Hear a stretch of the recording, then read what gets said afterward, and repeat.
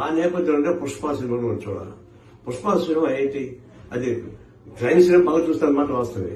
కానీ పేరు మోసిన ఎర్ర జనం స్మగ్లింగ్ ఒక అంశాన్ని ఇతివృత్తాన్ని తీసుకొని దాన్ని ఒక హీరోజన్ సృష్టించి దాన్ని యూత్ కి అట్రాక్ట్ చేయించి చివరికి అశ్లీల పూర్తితో కూడినటువంటి సినిమాలు. చివరికి రష్మిక చెప్పింది బాధపడుతూ, నాకు ఇష్టం లేదు ఫీలింగ్ డాన్స్ వేయడానికి, కానీ తప్పనిసరిగా నిర్మా తప్పు చేసిన వల్ల చేయాల్సి వచ్చింది చెప్పి అలాంటి మహిళలు ఎంతో మంది ఆత్మాభిమానం చొప్పుకొని ఆ కళా పోషణ ఉన్నటువంటి చూస్తా ఉన్నాం. దీనికి ఎగ్జాంపుల్ రష్మిక ఇచ్చినటువంటి స్టేట్మెంట్.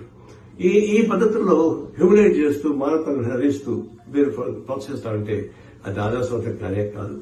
దీన్ని నేను ఘటన జరిగింది, ఒక ఆమె చనిపోయింది, ఒక పిల్లవాడు దీనిలో కోమాలో ఉన్నాడు, తీవ్ర నష్టం. 2 కోట్లు కాదు 5 కోట్లు ఇచ్చినా కూడా ప్రాణం తెచ్చిపెట్టారు. అందులో వయసులు పెద్దది కాదు. అయినా సరే నిర్మాతలతో కలిసి డబ్బిస్తూ ఉంటారు. అది ప్రభుత్వం కూడా సహాయం చేస్తానంటుంది. మనమంతా అందరూ కూడా సహాయం చేయాల్సిందే.